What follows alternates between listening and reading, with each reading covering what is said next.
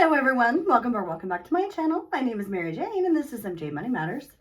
Here in this space, I show you how I use the zero-based budgeting method to control and maintain a simplified money life. If that sounds like content that you're interested in, I would love it if you would hit the subscribe button, hit the notification bell, and stick around for more.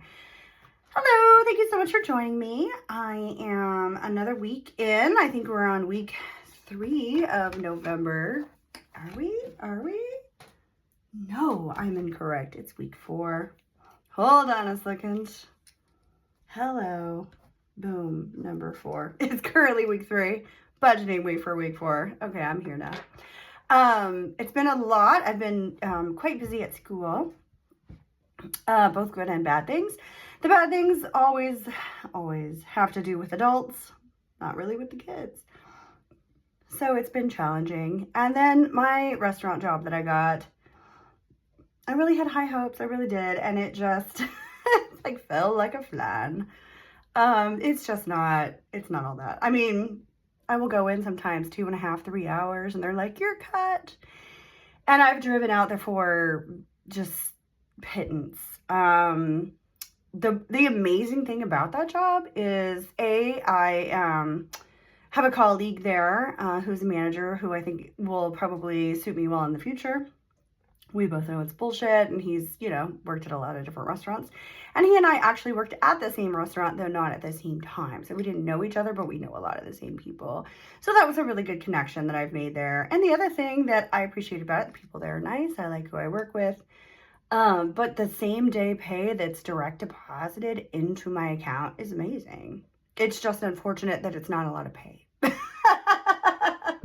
So what I did was, I went and interviewed. I had, you know, because I've been doing like doubles and stuff, and I've been picking up every time, because I only get like 2 days a week on the schedule, which is just like, am I like a 16-year-old? Like, I feel like that's who they're catering to. Like, they're getting at grown-ass adults because like people are desperate for jobs, but this really is like a 16-year-old waiting job. Or I didn't know that at the time when I applied, but it's really what it's turned out to be. So I have been picking up the minute someone's like, I can't work. I'm like, I'll take it. Which is how I've been able to make okay money. Not necessarily because I've been paid well, but just because I've been trying to go there as often as I can. It's okay. I'll be right there. My kitty has told me that she's ready to go out. She's just gonna have to wait. So I had one day that I was available. And so I was on Indeed and like blasted a bunch of people, jobs that seemed better. And one person answered and they were like, great, are you available? Like, what are you available? I have like all these days and I'm doing a job fair. And I'm like, oh my God, like there's so many things that, you know what I'm saying? Like it's going to be really hard to get a job here. But I'm like, no, I'm available today. I can see you at 4. And they were like, yeah, okay. I'll see you at 4. I'm like, oh, okay, cool. And then as I'm like going, I think, no, I hadn't left yet, but I was about to leave. And it's just like basically barely enough time to get ready at home and then like go straight out.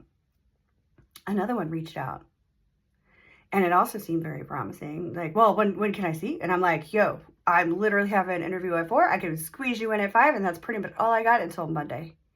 And he's like, yeah, I'll take it. I'm like, cool. So I go out and I meet with the first guy and I walk in and I know him. He and I worked together at my first restaurant. He was a manager there. Now he was a low-level manager there at the time, but obviously he's worked his way up and he's the hiring manager now. And so like he took a look at me and I took a look at him and it's like, oh, ompa. And so we started chatting or whatever and he got a little low, like, oh, do you remember me? I was like, yeah, how's your dog? And he was like, you do remember me? And I'm like, yes. And so it was just like, you're hired. The end. So I bypassed that huge hiring process and the big fair and all that. And it's going to be a very desirable restaurant in Birmingham, which is a very desirable place to work. It's only 5 miles wide and it's one of the most expensive zip codes in the country. And it's going to be, you know, a lounge. So yay, that was squared away. But I still had this other interview. And so I was like, well, I'm going to go. Like, I am not going to turn down opportunity because you never know how that will suit you in the future. So I go and I meet with the guy and it's a super cool area. It's in Ferndale. It's in like the neighborhood, and like that's like aligns with my values. And I was just like, it's Italian, which I just came from an Italian place. I'm very familiar with Italian cuisine, and like I really like the guy. And immediately he's like, "So how's your day going?" And I'm like, "I'm gonna be straight up with you. I just got the job, but I had this appointment with you, and I was like, I was not gonna turn it down. You never know what will happen." And he spent 45 minutes trying to convince me to work for him. And so at the end of it, he's like, "How about you come work for me until this place is done?" Because they're doing renovations at this other place. And he was like, "For like 3 weeks, you come work for me, and then you decide which one you like." And I'm like, I'm not against that idea, but I need to do it in a way that I don't feel bad, because I would hate to have to choose between you two. And I told him yes first, and I do know him. I have a history with him. I said, if you could wait until the summer, you have this amazing patio. You have everything that opens. And I was like, and I want to work. I literally have goals that I'm working towards, and I want to rock it out in the summer. Would you hire me in the summer, and I will rock both jobs, and I will work my tail off for you, and I promise you I'll be your best server? And he said yes. So technically I have both jobs. And I'm obviously going to stay in touch with him. And I told him I was going to bring my friends there and have some meals and experience the food and all that. Like, really stay in touch, but like really stay in touch. And then, of course, I'm waiting. I've got a couple of weeks before this other place is up and running, because they did this like huge gut renovation. So I'm still at the other place. I haven't said anything. I don't think it's a good thing to say anything until things are final. You never know what will change or whatever. And, things are, I don't want to say things are going badly at school, but I'm very unhappy with certain adult individuals at the school. And that's another thing that's great about being an independent contractor, and doing, things as a long-term substitute, because I can be like, yo, deuces, and leave. If it comes to that. And it literally almost came to that on Friday. Myself and my co-teacher, who has worked there for like 13 years, literally almost walked out. It was that bad. And I just want you to always know, like, for myself, when I work at a school, I will always advocate for the students, and I will always do what's best for the kids. And that's where the disconnect was, where he and I were on the side of what was right for the students, especially in special education. And they were like, "No, we want you to do this because it's power play, we told you to." I'm just like, yeah, no, I'm not budging. Sorry. So are they going to give me that contract in January? I don't know. If they had thought that they wanted to, maybe they've changed their mind. I'm not sure. So things with that are a bit murky, but that's okay, because everything is temporary. Everything is temporary. I've slept since then. It's like I'm going to go back and just do my best in the next, I have 5 weeks left of this contract. And maybe they get over it, maybe whatever. There's nothing I could do to control other people. And at the end of the day, I'm advocating for the kids. My best interest is their best interest. And so if you have a problem with that as an administrator, then I'm not the person for you anyway. So I'm just going to know that the universe is going to take care of it. And in the meantime, I've got all kinds of things lined up in the future. So fucking whatever. Okay, here we are. So with the mortgage this week on what is week, not 34, week 4. I screwed it up last week too. Like I had said, oh, it's the second week, and it wasn't. It was the second week when I made it. It was for the third week. So projecting out for week 4, the mortgage, which I already have mortgage set aside. So this is going into month ahead kind of stuff, especially because as a contractor, I'm not paid for days I'm not there. And during the winter holiday or whatever they want to call it, I have 2 weeks off. So it's like I have to pay for all those things when I'm not at work. How will things be at that restaurant? Will I only have 2 days a week? Can I pick up for other, I just don't know. It's all up in the air. So I have to act as if, and if it's like even more, then that's a bonus. And then question mark, because I don't know what January or February are going to look like work-wise, because I just really don't know. Storage, I'm paying the $200. My Detroit box, that is my mailbox for all my official mail, $35. What I did for my Dallas box was I paid 6 months upfront, and I paid $168. And then that worked for me for the 6 months. So that is actually coming up where I have to pay another $168. And so I do want to look into how much the bulk rate is for that and move this into a 6-month payment as well. Eventually moving it into a 1-year payment. But, you know, it's like I need to start a little smaller, so I'll do that 6 months. But right now I'm not doing that, but I hope to do that very soon in the future. Paramount Plus, which is my favorite streaming. I'm like, I will never get rid of it. It's my favorite. $7. Auto insurance is $280. I hear you, Buttercup. I know you want to go out. All right, on Turo, this time around, I'm putting in $50. Now, I spent the majority of what was in my Turo account. I spent it on the car sharing masterclass. And why did I do that? Well, I did it for multiple reasons. It was something that I found in 2021 through my favorite YouTuber about Turo, all things cars, all things wealth building. She's from Dallas. I'm from Dallas. She's like, I'm a little bit older than her, but we're relatively the same age. And, you know, she's very like-minded with me. And so I follow her religiously. I feel like I'm very in the know on what's going on with her trajectory, what she's trying to do, and it aligns with what I want to do. And so I have always looked to her in the YouTube verse as, you know, very much like a mentor. And so she had this course. And anybody can make a course, and it's like, whatever. But the thing that's so amazing about her course is that she is seen as an expert in that field. You know, she goes to the Turo, like, big, you know, summit, and, you know, she's on the stages giving presentations because she's one of the most successful of them. She does that low-end economy model, which is exactly what I want to do. And so she has a lot of people within her community. I think it's like 200 people strong at this point, and it's all on Discord, or it's run through the platform Discord, and it's for life. So as someone who is actively trying to do this, I do not want to reinvent the wheel. There are so many people that have done more than me, that have experienced more than me, that have gone through all of this. So it's like, I want to be a part of that community. In her course, she has all the scripts, like everything that needs to go out on the automated texts and all this, you know, mumbo jumbo that's important for the business. So I'm like, this is a very good buy for me. And then it was at this particular price point in 2021 that I was willing to part with. But it was like so much needed to happen for me to get where I needed to go. Like, I needed to get, you know, the vehicle that could haul my trailer.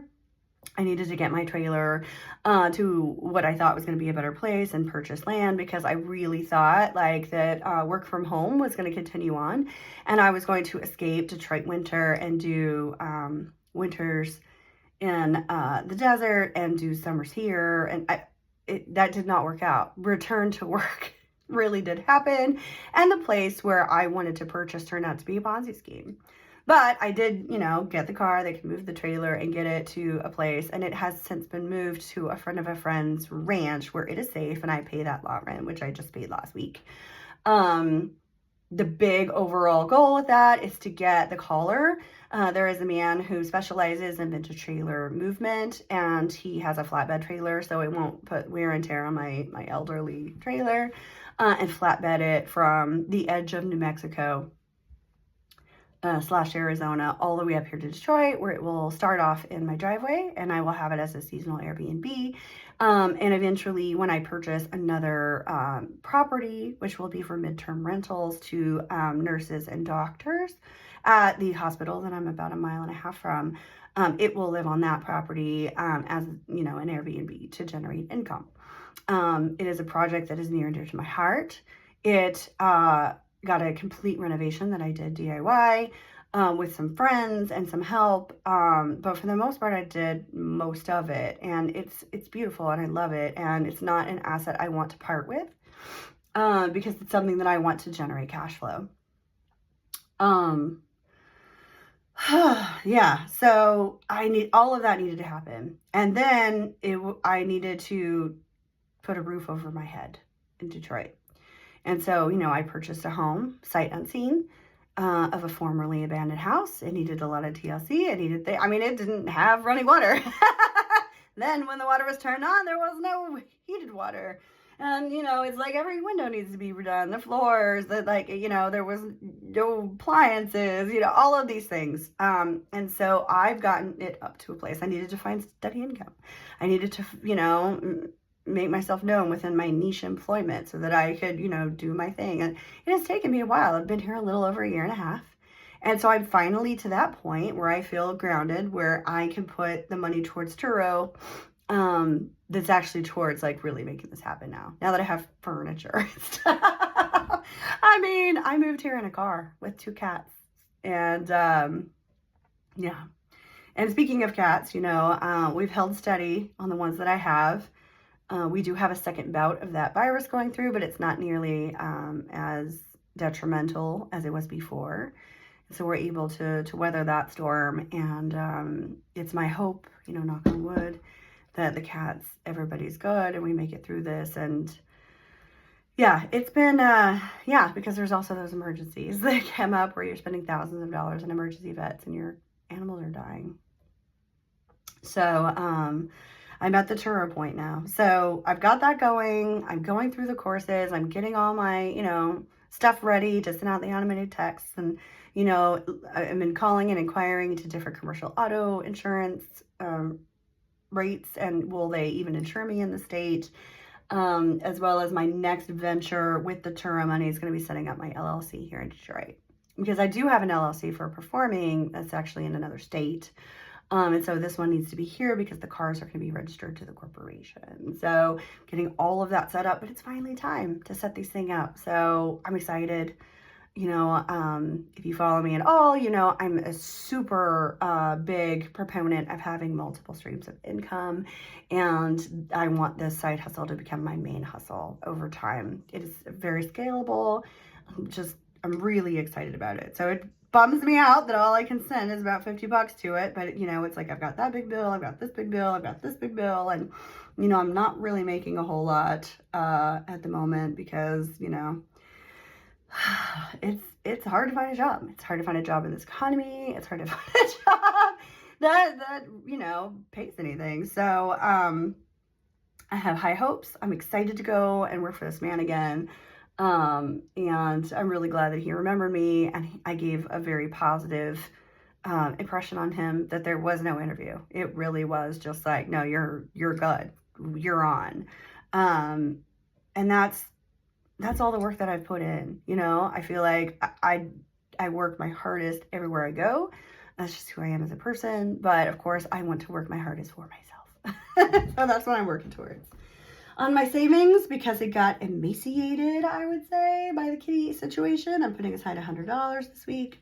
The tire fund, my 2 front tires have got to be changed out. They're going bald and it's about to snow. This time last year, it already snowed. So we're a bit warmer now. It's a little scary on the climate change front. Well, that's where we are. So I'm going to put $125 there. I need 2 of the front tires. I just don't even know. The ones that I have on the back are super expensive. Over the summer when my tires were popping left and right, they ended up giving me this one tire. They couldn't sell it because it was just like the one. And so they gave it to me for a great buy, but I can't buy the matching tires because they're just so expensive. So I've got to figure out like that tire, but maybe a couple of steps down in the price. And I need 2 of them and they need to match. And, oh my gosh, it's, cars are very expensive. They're expensive to maintain. They're expensive to run. But in the city, it's an imperative. And again, $100 towards gas. Both of the restaurants are much closer than the other place that I'm driving, that I'm not making a lot of money. But some money is better than no money, and it's not going to be for that much longer. So $100 in gas it is. All right. Here we go with the calculator. That's $200 plus $200 plus $35 plus $7 plus $280 plus $50 plus $100 plus $125 plus $100 is $1,097. That is an estimate. It could be more, it could be less. If it is less, you know, of course I've got to fudge with my savings and my Turo. Those are my things that are fudge withable. So I got about $150 wiggle room there. My hope, of course, is that it's more than that, and very well could be. Last week was as well. So yeah, doing my best here, doing my best. Putting it out there, continuing to work hard, and just when I'm there, even if I'm miserable, because I was definitely miserable at that first place, trying my hardest and just being a team player, and whatever you need, like, I'm here to help you until the day I'm not here anymore. And that really, really did me well when I walked into that interview. So thanks for joining me. I really appreciate you guys. It's been a whirlwind. November, December has been pretty insane. So, and I've done it all on not making a whole lot of money, which has been stressful. So, yes, hopefully December, January, and February will bring better paying tips. Will bring more stability. That's what I'm gonna go for. More stability, more tips. All right, guys, have a great one. Bye. Happy Thanksgiving.